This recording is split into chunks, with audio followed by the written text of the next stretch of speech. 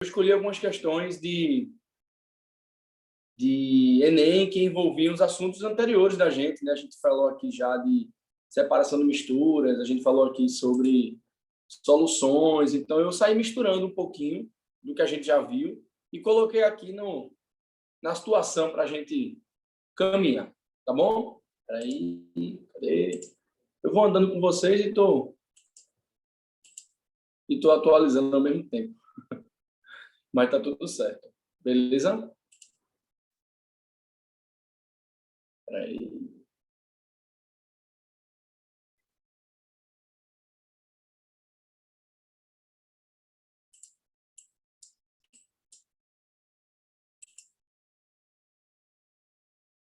Pronto, beleza, então.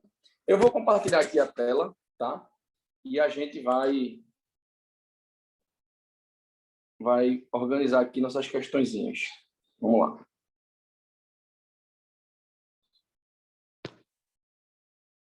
Ó, acho que vocês estão vendo aí, né? Acho que vocês estão vendo aí a tela. Tá de boa? Lipão, manda um alô para mim aí. Tá de boa a tela aí? Tá de boa. Ótimo, ótimo. Meu computador ligou, acho que até a questão 2 eu chego por aí. Vamos embora, então. A questão 1, uma questão de Enem anterior, e aí é uma questão que envolve a parte de separação de misturas. Essa parte de separação de misturas... Peraí, eu tenho que fazer assim, né? Pronto. Vamos lá. Essa parte de separação de misturas, ela traz para a gente uma necessidade de dominar esses conceitos iniciais que a gente geralmente despreza. Mas, isso aqui eu já sei, velho. Isso aqui é muito tranquilo para mim. Isso aqui eu já estou bem de boa. Na maioria das vezes é de boa, sim. Só que sempre tem uma coisa no texto que causa uma interpretação troncha para a gente.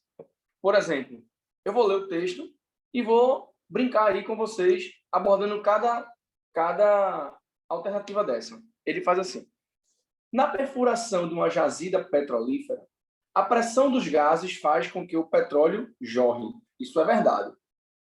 Quando a gente assiste desenho, a imagem que vem na cabeça é aquele óleo brotando do chão, indo para o mais alto que ele pode ir e depois dando aquela chuva. Então, o que é que faz aquilo ali? É que você imagina que o petróleo ele está preso em uma, digamos assim, em um recipiente que fica dentro da terra, dentro do solo. Esse recipiente ele foi formado, né, pela erosão, e aí chegou um momento que aquele petróleo ele se acumulou e ele foi também sofrendo degradação, né? Já que o petróleo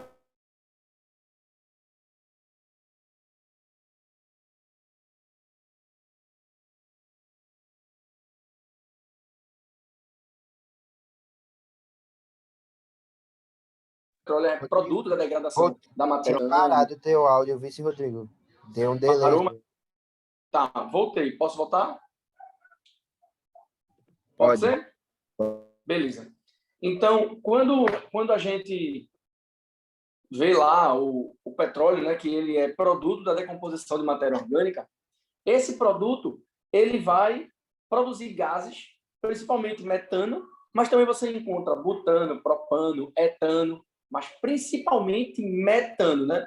E esse metano que é utilizado como gás natural para carros, para veículos, ele é jorrado, ele jorra esse óleo para cima. Por quê? Porque ali você tem um recipiente fechado, que é um buraco que tem ali na terra, e esse buraco joga esse óleo para cima.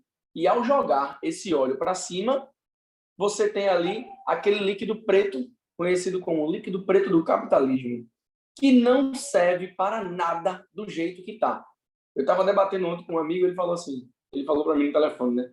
A gente estava falando sobre vida, futuro, ele falou assim para mim, meu irmão, eu tinha que achar petróleo no meu quintal. Eu disse, velho, se tu achar petróleo no teu quintal, não vai adiantar de nada. Ele, por quê? Mas tu tem um maquinário para poder refinar esse petróleo? Eu não, então é só um líquido preto. Não serve para nada.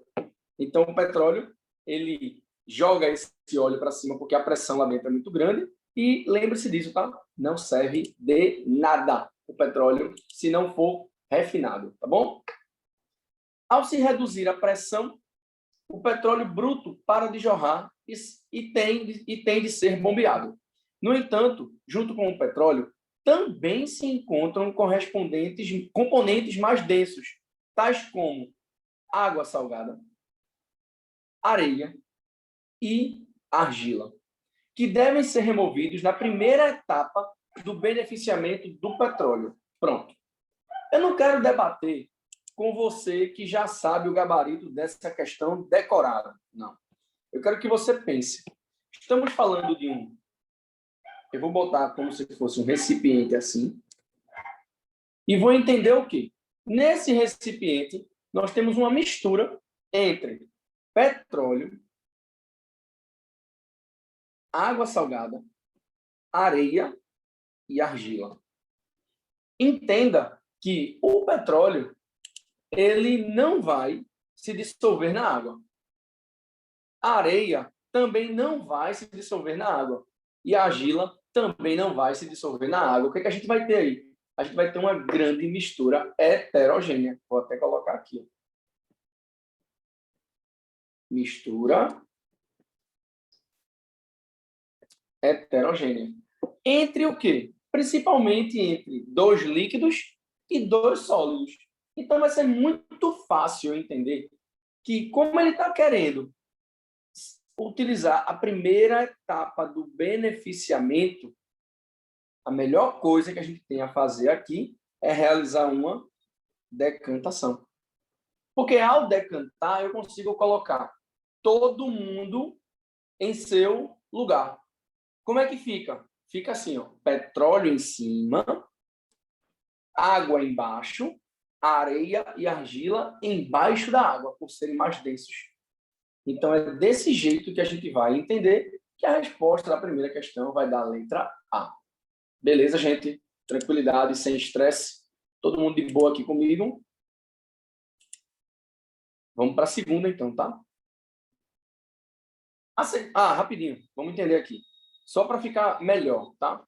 Você já deveria eliminar de cara a letra B e a letra C. Por quê? Porque B e C serve para separar mistura homogênea. Como você já viu aí, estamos diante de 2 misturas heterogêneas. Então, não serve para isso. Terceiro fator, floculação. Bom, floculação serve para separar mistura homogênea, sim. Desculpa, mistura heterogênea, sim. Só que uma mistura heterogênea entre um sólido e outro sólido. Não para separar sólido de líquido. Está errado, ok? E filtrar, piorou, né? Porque se tu filtrar...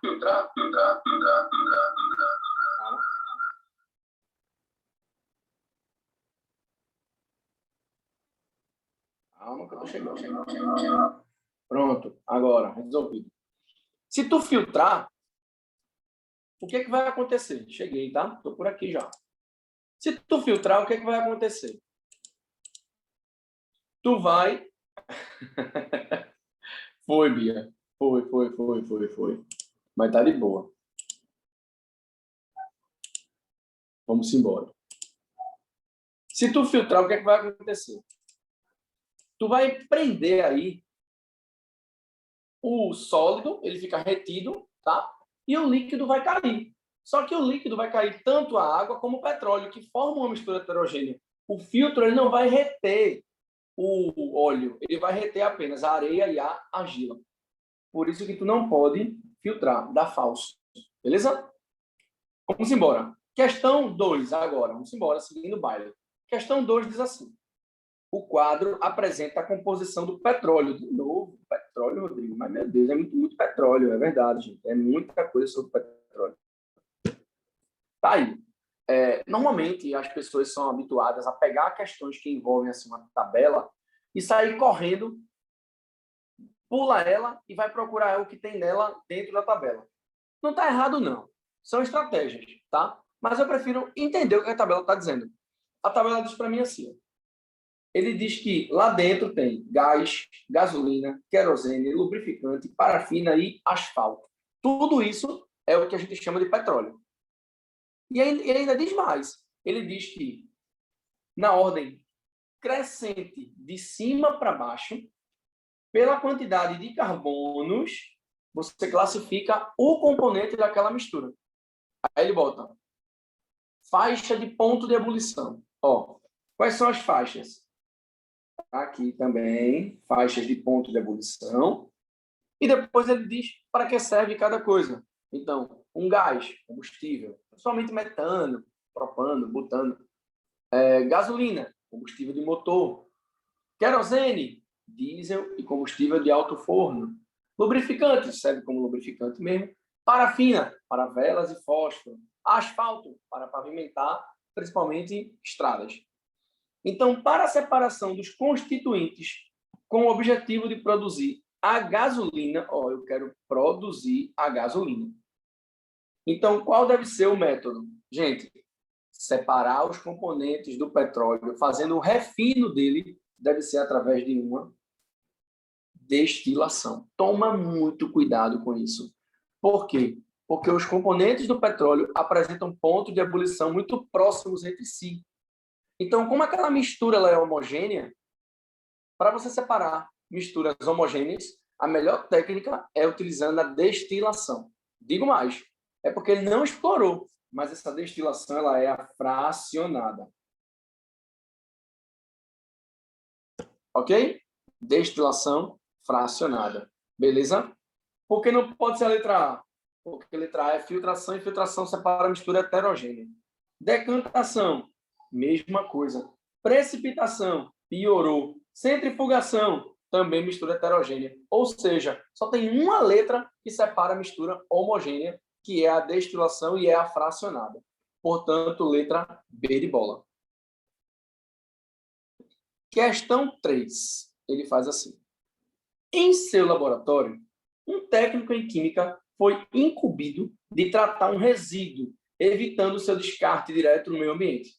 Isso aí é uma prática muito comum das pessoas que trabalham com resíduos, que é o seguinte, muitas vezes a gente não gerencia bem os resíduos que a gente produz. Isso é muito comum. A gente cobra que as indústrias façam isso e tal, mas às vezes a gente nem na nossa casa gerencia isso, tá? Deixa eu dizer a vocês, é muito normal você pegar no saco da sua casa, você coloca lá todos os resíduos de uma vez só. E depois você coloca aquilo dentro do lixo, vem um caminhão e leva tudo. Isso é um absurdo.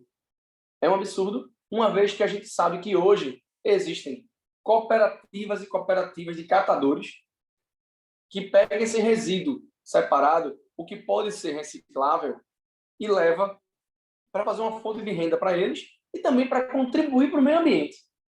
Então, pense que absurdo é quando a gente começa a misturar todos os resíduos dentro do lixeiro. Eu não sei como é aí na casa de vocês, na dinâmica de vocês. Eu vou dizer aqui, no prédio que eu moro. Aqui tem cada corredor do prédio, né? Na parte que vai para o elevador de serviços, tem 2 reservatórios, que é onde os moradores daquele corredor, né, do andar, colocam os seus resíduos ali, e aí vem uma pessoa do prédio e sai recolhendo tudo de uma vez só. Então, todo dia faz um recolhimento 2 vezes, acho que 2 vezes ao dia rola esse recolhimento, ou é uma vez, eu não sei. Eu sei que tem 2 recipientes. Um é para você colocar resíduo orgânico e o outro você coloca resíduo reciclável. Então, quando chega lá embaixo, todos os resíduos provenientes do prédio, o pessoal coloca num setor que é só para fazer isso, e quando o caminhão do lixo passa, ele leva. Aí vem uma coisa que aconteceu esses dias que eu percebi, eu nunca tinha percebido, porque, antes de falar o que eu percebi, né? Uma coisa que sempre me chamou a atenção sobre resíduo é assim, beleza, velho, eu vou e separo o meu resíduo. Vocês já viram já o caminhão do lixo fazendo a coleta? Infelizmente, ele pega o resíduo separado e, caminhão. Não fez nada. Aí, quando chega lá no local que vai despejar o caminhão, aí rola a seletividade. Mas é uma pena, né? Porque os caminhões já deveriam ter a caçamba toda coleta, no caso, com a coleta separada. Mas, infelizmente, não tem. É uma caçamba só. Então, nós, enquanto consumidores, queremos até contribuir para o meio ambiente, mas os nossos governadores não estão muito preocupados com isso e continua ali. Políticas de gerenciamento e não sei o quê, não sei o quê, e o caminhão do lixo continua misturando todo o lixo. Aí o que é que me chamou a atenção? Vou dizer a vocês. Me chamou a atenção porque quando dá 8 horas, no máximo, minha filha já dormiu. Então a gente começa a botar para dormir de 7 horas, 8 horas ela dorme numa boa. Só que todas as vezes que ela dorme, a gente bota a babá eletrônica e vai para a sala, para ver uma televisão, para conversar, para falar alguma coisa, né? E toda vez, entre 9h30, 9h40, chega o caminhão do lixo. E é um barulho muito grande. Então, o que é que me chama a atenção é que todo dia chega o caminhão do lixo, e aí eu fico curioso, né? Que barulho é esse? Deixa eu ver aqui, parece que vai acordar a Cecília, né? Quando eu boto a cara na janela, eu vejo o caminhão e vejo atrás do caminhão uma carrada de carroças, de catadores com carroça. E eu fiquei impressionado. Por que que tem tanto catador atrás do caminhão do lixo? Aí foi que eu entendi. Porque nos prédios, como existe um sistema de tranca, né, do lixo, quando o caminhão chega, o porteiro libera aquela tranca para que a porta do lixo abra e o catador, né, do caso, o catador não, o gari, ele entra, retira tudo, só que ele é da empresa que faz a coleta, né? Que é a empresa, no caso, o Estado, o governo, né? Então ele vai lá, retira, ele está fardado, ele pode fazer isso, para que qualquer pessoa não faça. Então, o que é que o pessoal faz, velho? Que eu já percebi. Foi aí que eu notei, na verdade. Os garis, eles passam na frente do caminhão, saem abrindo todas as portas dos prédios e retirando todos os resíduos e colocando na calçada. Aí é a hora que vem os catadores. Vê que coisa chocante. Os catadores aproveitam esse momento para poder retirar o que serve para eles e o que não serve fica ali na calçada que os próprios garis vão lá e colocam no caminhão.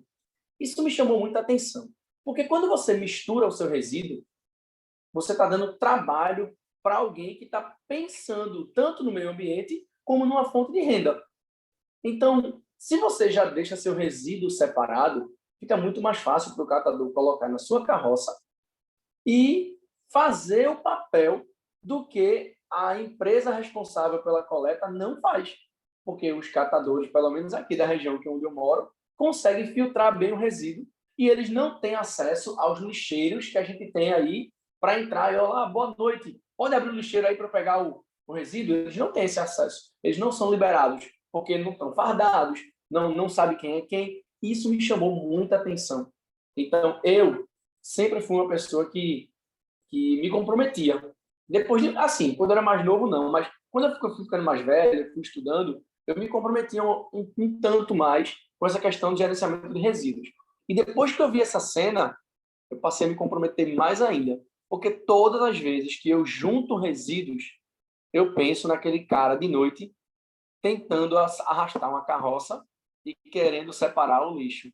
Então, coloca isso na cabeça de vocês. Se vocês puderem separar os resíduos, mesmo sabendo que vai tudo de uma vez só, vocês facilitam na hora que o pessoal for catar aquilo ali. Beleza? Lembra disso, tá bom? Vamos embora então. Continuando a leitura. Em seu laboratório, um técnico em química foi incumbido de tratar um resíduo. Ah, espera aí. Depois que eu li que eu lembrei. Eu estava falando sobre resíduo sólido, né? Tratamento de resíduo. Mas deixa eu falar para vocês uma coisa. Algumas indústrias grandes, algumas empresas grandes também, elas geram um resíduo muito carregado. E esse resíduo, ele não pode ser lançado na natureza diretamente. Ele tem que ser um resíduo que deve ser tratado, que deve ser preparado para ser colocado na natureza. Vou dar um exemplo. Vou dar nomes aqui. Quando eu era estagiário de uma empresa, há muitos anos atrás, e a gente prestava serviço para aquele polo, aquele complexo da Ilha do Leite de hospitais. E aí tem dois grandes hospitais ali, que é o Hope e o Esperança. Então, tanto o Hope como o Esperança, que é de um grupo só, pelo menos era, né, quando eu trabalhava lá, era de um grupo só. Ali ao lado passa um rio, né, que quando se você lembrar, você passa pela ponte indo para Boa Viagem, aquele viaduto indo para Boa Viagem, e tem um rio embaixo. Então, Hope e Esperança, eles geram resíduos o quê? Resíduos laboratoriais, resíduos de hospitais, enfim. Então, é preciso ter um tratamento daquele resíduo para que ele não jogue diretamente naquele rio uma coisa que faz mal. Então, como que o cara faz para gerenciar isso?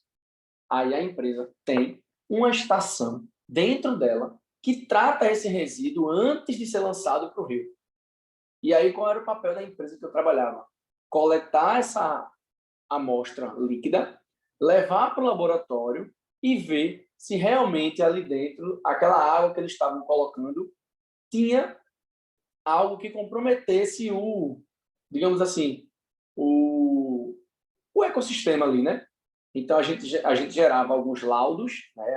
A pessoa responsável lá pelo laboratório gerava alguns laudos, e esses laudos, ao serem gerados, eram entregues à empresa e, caso houvesse uma fiscalização, alguma coisa desse tipo, eles estavam documentados. Então, o gerenciamento de resíduo é fundamental para que a gente possa viver em paz com o meio ambiente, tá bom? Aí ele botou aqui, evitando o seu descarte direto no meio ambiente. Ao encontrar o frasco, observou a seguinte informação: resíduo, mistura de acetato de etila e água. Aí ele botou assim: considere os dados do acetato de etila que tem aí. Ótimo. Tem aí os dados, pá. Aí ele diz assim: primeiro, baixa solubilidade em água. Pessoal, quando ele fala baixa solubilidade em água, em outras palavras, ele está dizendo assim: pouco solúvel. Só que pouco solúvel, Rodrigo, ainda é muito pouco para entender. Então, escute isso como insolúvel. Pronto.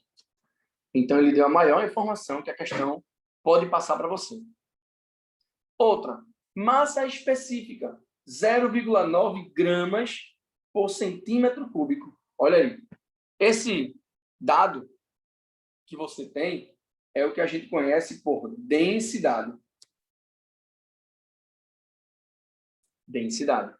Outra, ponto de fusão, menos 83 graus Celsius. Olha aí. Ponto de fusão, menos 83 graus Celsius. E, por último, pressão de vapor maior que a água. Quando ele bota assim, pressão de vapor maior que a água, ele está dizendo que o negócio é mais volátil. Porque se a pressão de vapor é muito maior que a água, é maior que a água porque ele vaporiza mais rápido que a água. Portanto, ele é mais volátil. Aí ele bota, a fim de tratar o resíduo, recuperando, olha o que a gente quer. A gente quer recuperar o acetato de etila. O técnico deve fazer o quê? Bom, pense nessas características sobre o acetato de etila. Veja como isso é a cara do Enem. O Enem ele dá para a gente uma informação sobre o acetato de etila. No caso, ele dá para a gente propriedades físicas do composto orgânico, não exigindo que você decore sobre ele. Então, quando ele coloca as propriedades físicas, é importante que a gente saiba responder a pergunta baseado nisso. Aí ele coloca, letra A, devemos evaporar o acetato de etila sem alterar o conteúdo de água? Então, temos um problema. Se a gente evaporar o acetato de etila, ele vai evaporar. E o que ele quer é recuperar o acetato de etila. Veja como a letra A dessa alternativa é um grande distrator. Você acaba querendo marcar ela, porque você faz, cara, ele é volátil. Então, se eu evaporar, tá tranquilo. Só que entenda, evaporar é uma coisa. Destilar é outra coisa. Por quê? Porque a destilação tem a evaporação dentro. Porém, a evaporação acontece e passa esse vapor por um condensador que vai fazer com que esse vapor se torne líquido. Então, você recupera aquele componente. Essa é a brincadeira. Mas só evaporar não dá certo. Por isso que a letra A é um grande distrator. Tá bom? Letra B. Filtrar a mistura utilizando um funil comum e um papel de filtro. Veja, filtrar não é uma boa. Primeiro, olha para o ponto de fusão. Menos 83. Isso quer dizer que a menos 83, ele consegue virar sólido. Então, a temperatura que a gente está, tipo 25 graus Celsius, ele é o quê? Ele é líquido. Então, como é que eu vou filtrar dois líquidos? Não existe. Lembra da história do petróleo? Vai passar o óleo e vai passar a água. A mesma coisa vai acontecer aí, mesmo a mistura sendo heterogênea. Por quê? Porque a filtração, ela só separa sólidos, não separa líquidos, ok? Então, a letra B está fora. Letra C. Realizar uma destilação simples para separar a água do acetato de etila. Infelizmente, não dá para fazer uma destilação simples. Rodrigo, se fosse uma destilação fracionada, resolvia. E qual é a principal diferença? É que na destilação simples, os componentes apresentam muita diferença nos pontos de fusão e ebulição, que não é o caso aí. Eu tenho dois líquidos, pessoal. Normalmente, quando a gente tem duas substâncias no mesmo estado físico, no caso, dois líquidos, a gente faz uma destilação fracionada e não uma destilação simples. Por isso, não pode ser a letra C. D. Proceder a uma centrifugação da mistura para remover o acetato de etila. Vê que problema. Se eu fizer uma centrifugação, centrifugar é separar uma mistura heterogênea. Ok. Só que normalmente a gente separa um sólido de um líquido. Então, centrifugar aí não é legal. Porque para centrifugar dois líquidos, tu vai ter os dois, no final das contas, ali um pouco embaralhados no fundo do recipiente. Agora, a letra E diz decantar a mistura, separando os dois componentes em um funil adequado. Aí sim. Por quê? Mesmo que demore a separação, sei lá quanto tempo vai demorar, ele nem falou. Mas eu sei que, como a mistura lá é heterogênea, proceder desse jeito faz com que eu tenha, no final das contas, o acetato de etila de um lado e a água do outro. E eu ainda posso dizer mais. O acetato de etila estará em cima e a água estará embaixo. Como é que eu sei? Por conta da densidade. Quanto mais denso, mais no fundo do recipiente ele vai se encontrar. Como eu estou vendo, a massa específica do acetato de etila é menor que a massa específica da água. A água é 1 grama por centímetro cúbico. O acetato de etila é 0,9, então ele boia sobre a água. Beleza? Portanto, terceiro, letra E. Tranquilão, gente? Numa boa? Fala comigo aí, pessoal. Fala comigo aí. Deu tudo certo? Deu? Tá dando para entender numa boa? Quero sentir vocês aqui. Tá tudo bem? Manda aquele alô de quem tá de pijama, mas tá atento. Isso. Tô de pijama, negão. Tô aqui deitado na cama, mas tô ligado no movimento. Diga para mim aí. É isso mesmo? Boa.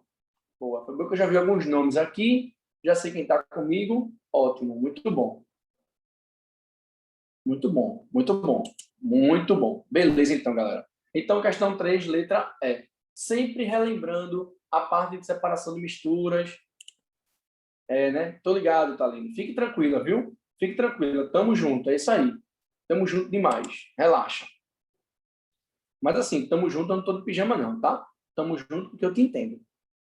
De pijama eu não tô não. Já me acordei, já andei já. Vamos embora. Questão 4.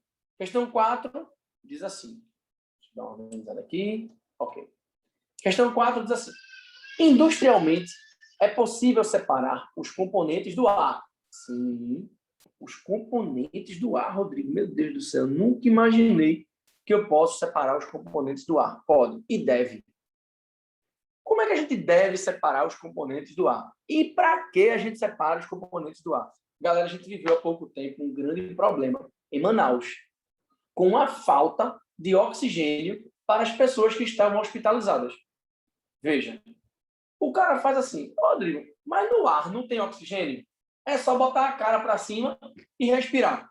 Beleza. Teoricamente, sim.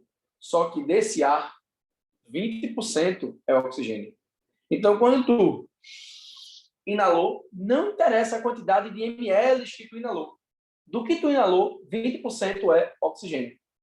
Pessoas que estão hospitalizadas com problemas respiratórios necessitam de oxigênio puro em alguns casos, porque não dá para esperar o corpo sintetizar e separar. Não dá. É preciso uma carga muito grande de oxigênio. E aí, existem alguns cilindros. Vocês já devem ter visto na rua alguns caminhões que transportam uns cilindros verdes, indicando ali que tem muito gás oxigênio sendo colocado em hospital para pessoas que fazem nebulização, para pessoas que estão com problemas de falta de ar também, enfim. Então, faltou esse oxigênio em Manaus e foi um caos. Foi gente doando, foi gente entregando, foi gente trazendo pacientes para os seus estados. Foi uma mobilização nacional, porque realmente faltou o gás oxigênio. E, Rodrigo, como é que faltou o gás oxigênio naquele lugar? É porque as empresas especializadas em fazer a separação do ar não deram conta da demanda naquele momento. Houve problemas grandes que aconteceram naquela região, que a demanda foi maior do que a quantidade de oxigênio que tinha para ser separado. Então, raciocina comigo. Esse tipo de separação a gente chama de liquefação fracionada. É o nome que a gente dá. Liquefação fracionada. Como é que é? Tu pega aquela mistura gasosa, coloca dentro de um reservatório que tu consegue baixar a temperatura gradativamente. Então, tu vai diminuindo a temperatura até chegar no ponto de ebulição daquele componente. Ele é gasoso. Quando ele chega no ponto de ebulição, ele vira líquido. Aí você remove e bota de novo. Aí diminui a temperatura. Aí o que virar líquido, você remove, bota de novo. Diminui a temperatura. E você vai colocando nas temperaturas que representam o ponto de ebulição de cada substância. À medida que vai chegando no ponto de ebulição, o gás vai virando líquido. No caso, o vapor, né? Vai virando líquido. Beleza? Tranquilo? Aí ele faz assim. Com este processo, obtém-se gases como o quê? Gás de oxigênio, gás de nitrogênio, argônio, são os gases que estão presentes no meio ambiente, tá? Na natureza. Nesse processo, o ar ele é comprimido e se liquefaz. Olha, entende que o liquefaz é a passagem do gasoso para o líquido. Foi isso que eu falei para vocês. E depois ele é expandido, volta ao estado gasoso e seus componentes se separam um a um. Como assim? Está lá a mistura gasosa. Coloca em um lugar que você baixa o ponto de ebulição do jeito que você quer. Baixou. Aí vai virar líquido. Todo líquido que tiver naquela região ali é o líquido da substância que tu quis fazer a liquefação. Pega aquele líquido, coloca em outro recipiente. O que acontece? Ele expande, volta a ser gasoso e agora tu tem o gás puro de tal coisa. É assim que funciona. Aí ele bota. A ordem de separação dos gases na coluna de fracionamento. Peraí, como assim a ordem? Lembra que eu falei? A gente está a 25 graus. É tudo gasoso. Então, eu vou inventar aqui, tá? Eu vou inventar valores que eu não sei decorado. Eu vou inventar valores. Eu vou dizer assim, o oxigênio, ele sofre a liquefação a menos 10 graus Celsius, o nitrogênio a menos 20 graus Celsius e o argônio a menos 30 graus Celsius. Pronto. O que a gente faz, então? A gente vai pegar, vai baixar a temperatura para menos 10. O que vai acontecer? Eu começo a ver aquela região formando um líquido. Digo, opa, esse líquido é oxigênio. Retira o oxigênio. Por quê? Porque menos 10, só oxigênio que liquefaz. Beleza. Quando não tiver mais nenhum líquido sendo formado, qual é a minha conclusão? Todo o oxigênio já sofreu a liquefação. Vamos baixar para menos 20? Ora. Aí eu boto menos 20. Aí, de repente, começa a aparecer mais líquidos. Deixa. Por quê? O que é aquilo? Nitrogênio. Deixa tudo. Quando não tiver mais líquido ali, remove aquele líquido. E aí eu entendo que lá dentro o que sobrou é argônio. Veja, isso eu estou colocando uma atmosfera que só tem esses 3 gases. Mas em qualquer atmosfera tem muito mais do que 3 gases. São muitos gases. Então, não tem como tu separar todos os componentes do ar. Quer dizer, até tem, mas é muito, muito gás para separar. Então, o que a gente faz? A gente normalmente separa nitrogênio, a gente normalmente separa oxigênio e normalmente separa gás carbônico. São os principais componentes separados do ar.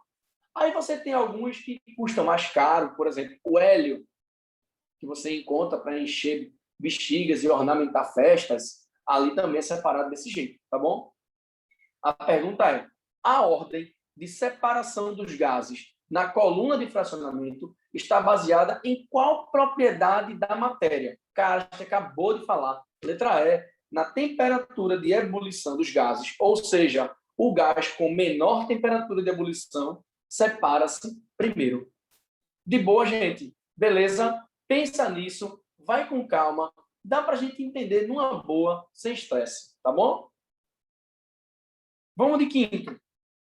Também sobre estação de tratamento, agora sobre estação de tratamento, né? Ele bota assim: para impedir a contaminação microbiana do suprimento de água, deve-se eliminar as emissões de efluentes e, quando necessário, tratá-lo com desinfetante. Pronto, preste atenção.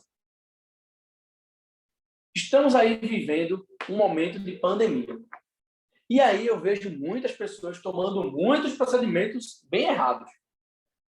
Eu confesso para vocês que eu só passei a ter uma noção sobre o que significava eliminação microbiológica quando eu paguei disciplinas na universidade relacionadas a isso. Eu fiz 2 cursos que envolviam isso. O primeiro curso que eu fiz foi o curso de Química Industrial. Eu tive que cursar a disciplina de Microbiologia.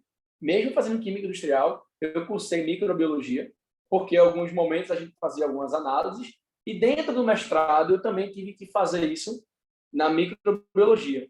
E foi interessante, foi bem diferente fazer isso, porque a gente pôde ter dimensão do que significava a ação do micro-organismo.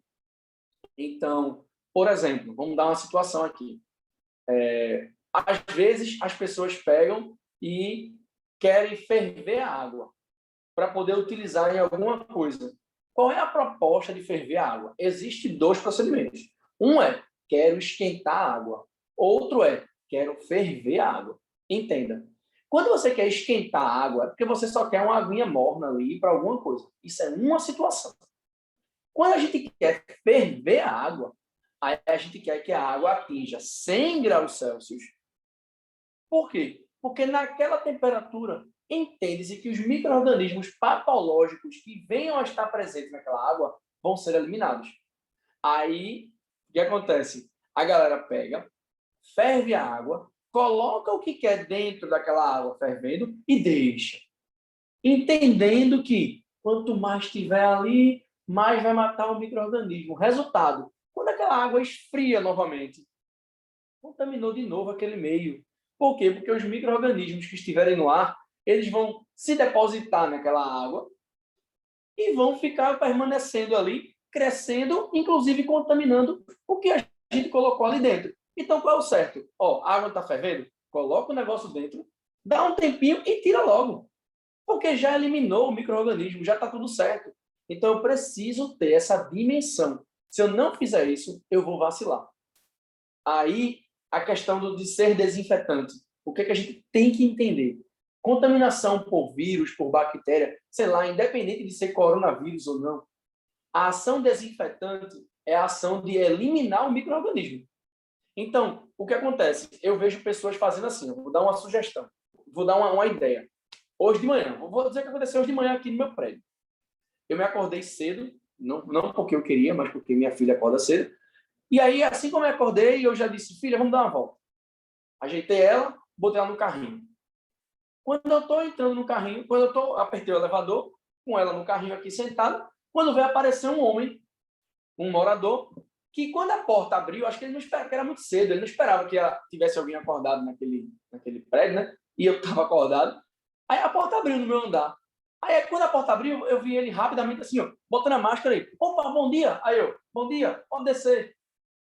Veja, na hora eu saí, fui embora para o serviço. E disse, eu não vou nesse elevador agora. Por quê? Porque se o cara estiver contaminado, ele estava sem máscara, ele desceu sem máscara. Então ele respirou ali. E o micro-organismo, ó, está no ar. E ele fica, o ambiente é fechado, o elevador é fechado. Tudo bem, eu estou de máscara. Mas minha filha não está de máscara. Então ela vai se contaminar. Aí eu tenho que ter a dimensão sobre como que ocorrem contaminações. Esse é um grande fator que existe.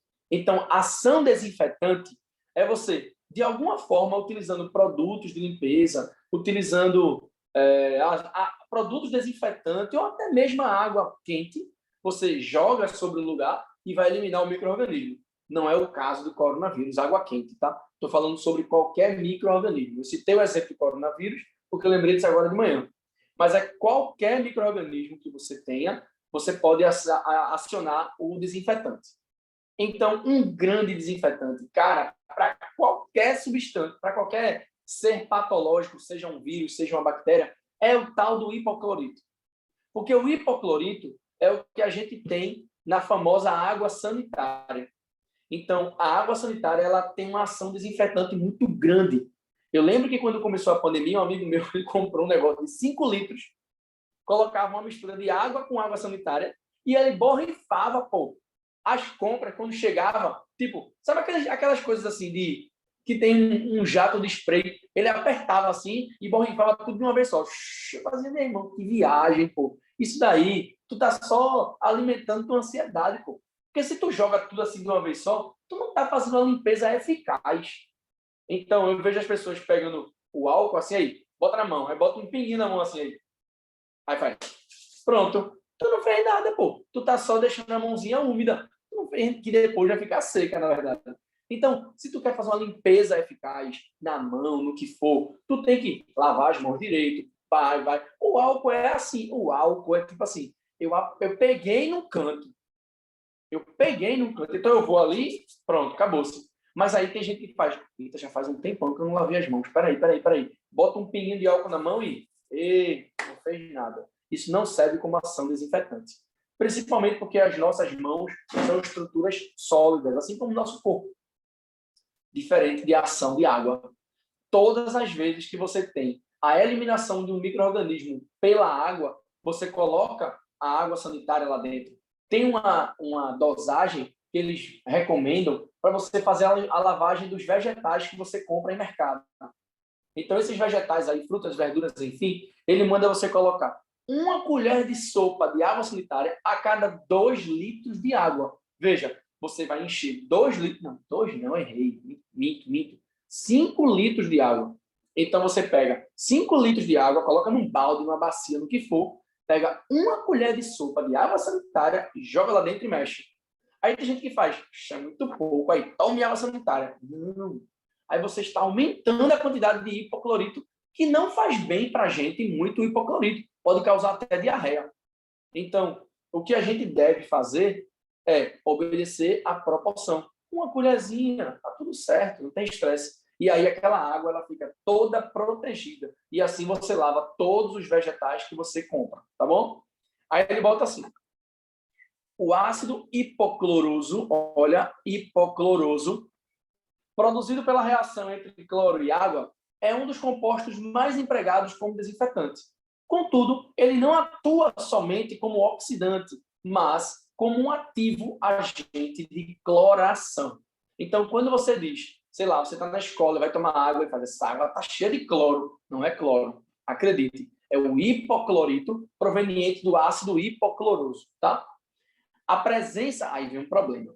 Olha o problema.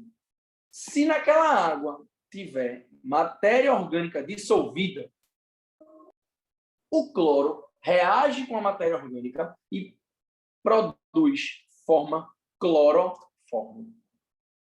E outras espécies orgânicas cloradas tóxicas, principalmente o que a gente chama de halometálicos, organometálicos, tá? Então, vê que problema. Você coloca cloro para matar micro-organismo, mas você não remove a matéria orgânica, porque você não sabe. Aí, de repente, tem matéria orgânica, clorou, aí você produziu clorofórmio, que é uma substância tóxica, que ao ser ingerida pode causar muita reação no teu corpo. Aí ele bota, visando eliminar da água o clorofórmio e outras moléculas orgânicas, qual deve ser o tratamento adequado? Olha, Rodrigo, o ideal é eu clorar a água e subentender que está cheio de clorofórmio e retirar o clorofórmio? Não. O ideal é, antes de clorar a água, eu retirar a matéria orgânica. Esse é o certo. Remove a matéria orgânica, Quando tu remover a matéria orgânica, tu vai lá e adiciona o cloro. Essa é a brincadeira. Então, o que eu devo fazer para retirar a matéria orgânica e depois adicionar o cloro? Rodrigo, o que eu devo fazer é a letra A. Filtrar com o uso de carvão ativo ou carvão ativado. Todas as vezes que você faz uma filtração da água, você retira essa matéria orgânica. O carvão ativado, ele tem afinidade com a matéria orgânica.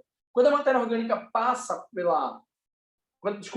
Quando a água cheia de matéria orgânica passa pelo carvão ativado, entenda que o carvão ele vai funcionar como um ímã. Imagine que ele é um ímã. Ele vai atrair essa matéria orgânica para ele, impedindo que essa matéria orgânica passe.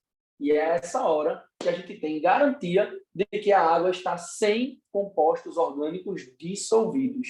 E aí você pode danar o cloro, que já está tudo resolvido. Beleza? Então, filtra com uso de carvão ativado, letra A. Questão 6. Olha só. Porque não poderia ser as outras. Vamos lá. Letra B. Fluoretar. Bom, fluoretar a água é adicionar flúor. O que a gente quer é que a água não tenha cloroforme. Meu irmão, a adição de flúor na água é apenas para tratamento dentário, para evitar a formação de cárie. Não tem nada a ver com a eliminação de cloroforme. O que a gente tem que entender é, se eu não quero que tenha cloroforme na água, é porque eu preciso que a minha água não... que o cloroforme seja, no caso, que a matéria orgânica seja removida da água. E com a matéria orgânica removida na água, só tem um processo para fazer, que é a filtração. A letra C diz coagulação pela adição de sulfato de alumínio. Veja, não dá para coagular. Por quê? Porque coagular é você adicionar sulfato de alumínio, que é um composto inorgânico e que tem afinidade por compostos inorgânicos, que iria formar um floco denso para decantar. É isso, mas não é essa a proposta. Então, fluoretar nem coagular é a melhor ideia. A letra D, correção do pH. Como? Adicionando carbonato de sódio. Veja, quando você adiciona carbonato de sódio, isso aqui é um sal, tá assim, ó. É um sal que eleva o pH. Ele torna o meio alcalino. Cara, certo. E para que eu quero que o meu pH seja alcalino? Para nada, pô, não vai adiantar de nada na remoção do cloroforme. Entenda que remover o cloroforme é remover a matéria orgânica. Então, eu preciso fazer processos físicos para retirar a matéria orgânica dali. Letra E. Flocular. Piorou. Porque flocular, gente, na verdade, piorou não, né? Piorou não, porque flocular é a mesma coisa que coagular. Então, ó, qualquer uma das duas situações vai dar errado. Por isso que a resposta é letra A. Beleza? Boa, João. Tranquilo. Clara, letra E. Beleza? No quarto quesito.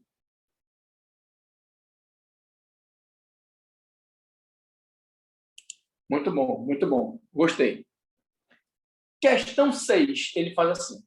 Em Bangladesh, mais da metade dos poços artesianos cuja água serve à população local está contaminada com arsênio, olha, proveniente de minerais naturais e de pesticidas. O arsênio apresenta efeitos tóxicos cumulativos. A ONU desenvolveu um kit para tratamento dessa água a fim de torná-la segura para o consumo humano. O princípio desse kit é a remoção do arsênio por meio de uma reação de precipitação com sais de ferro 3, que origina um sólido volumoso de textura gelatinosa. Vê só, eu não vou montar a reação. Não estou nem aí para essa parte. Eu vou fazer a questão como se eu não soubesse disso. O que ele está dizendo? Tem um recipiente, vou fazer de um jeitinho bem animado, sem ser pensando na química. Tem uma água que não está boa. E o que tem nessa água? Arsênio, AS. Aí o que é que a população, o que é que o governo faz? O governo não, desculpa, a ONU, o que é que a ONU faz? A ONU desenvolveu um kit para tratamento e esse kit ele é distribuído para a população. Aí ele bota, o princípio desse kit é a remoção do arsênio. Como? Através da precipitação com sais de ferro, que origina um sólido volumoso de textura gelatinosa. Então, o cara vai jogar aqui, ó, alguns sais de ferro. E esses sais de ferro vai originar o quê? Se liga. Vai originar a precipitação de alguma coisa gelatinosa no fundo desse recipiente. E essa coisa gelatinosa pode ser retirada numa boa, velho. Retirada como, Rodrigo? Com o uso desse kit, a população pode remover o elemento tóxico por meio de qual técnica? Pessoal, qual é a técnica que serve para fazer isso? Alguma técnica que separe mistura heterogênea. Ferver? Não. Destilar? Não. Calcinar e jogar cal? Tem nada a ver? Não. Evaporar e ferver é a mesma coisa? Não. Resposta letra B. Filtrar. Muito objetiva essa. Beleza? Péricles são muito bom, viu? Muito bom. Gostei. É isso aí. Beleza? Vamos então para a questão 7, que diz para a gente assim. O carvão ativado, de novo, o carvão ativado. Veja, é um material que possui elevado teor de carbono. Veja, isso é meio óbvio, né, velho? Se é um carvão ativado, ele tem um elevado teor de carbono. Tá.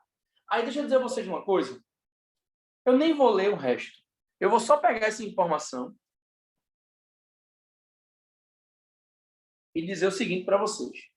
Elevado teor de carbono é o mesmo que dizer tem muito hidrocarboneto. Se tem muito hidrocarboneto, é porque ele é muito apolar. Isso é uma regra. Tem muito hidrocarboneto, é apolar. Acabou-se. É apolar. Sendo muito utilizado para a remoção de compostos orgânicos voláteis do meio, como benzeno. Olha aí, ó, a prova. Se ele remove benzeno, prova que ele é apolar. Para a remoção desses compostos, utiliza-se um processo chamado adsorção. Lembra que eu falei para vocês que quando a matéria orgânica passa pelo carvão ativado, meio que o carvão e ela funciona como um ímã. Esse ímã, esse procedimento é o que a gente chama de adsorção, tá bom? Esse fenômeno ocorre por meio de interações do tipo intermoleculares entre a superfície do carvão e o benzeno. A superfície a gente chama de adsorvente e o benzeno a gente chama de adsorvato. Galera, se rola uma interação entre eles dois, é porque com certeza eles têm polaridades muito semelhantes, muito próximas. E aí, se eu quero saber qual é a semelhança entre essas polaridades, é porque os dois compostos são apolares, portanto, a interação é do tipo dipolo induzido, dipolo induzido. Lá vai a dica, preste atenção. Compostos apolares. Opa, eu também quero. Eu também quero, vou logo avisando. Sei nem o que é, mas eu quero também. Compostos apolares apresentam que tipo de interação? Van der Waals apresentam outro tipo de interação. Dipolo induzido também se chama dipolo instantâneo, também se chama forças de London. Tudo isso aí são nomes diferentes para a mesma coisa. Então, o segredo é, pegou o composto, é apolar? É, chorou, pô. Então, estamos falando de interação do tipo dipolo induzido, dipolo induzido. Resposta à letra D de dado. Pessoal, eu vou parar por aqui, que ficou do jeito que eu queria fazer com vocês. Deu para relembrar algumas coisas envolvendo interações. Gente, me conta. Tudo bem aí? Tudo certo com vocês? Tudo na boa? Deu para entender? Deu para dar uma revisada legal? Valeu a pena? Como é que é? Foi bom? Que bom, gente. Que bom, tá? Olha, Sejam sempre muito bem-vindos a esse nosso momento de revisão.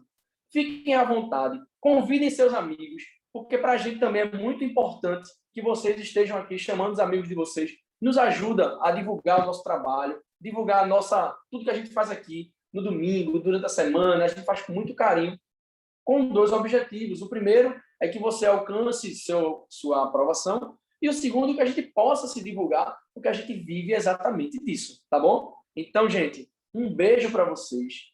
Muito obrigado. Continuem tudo aqui.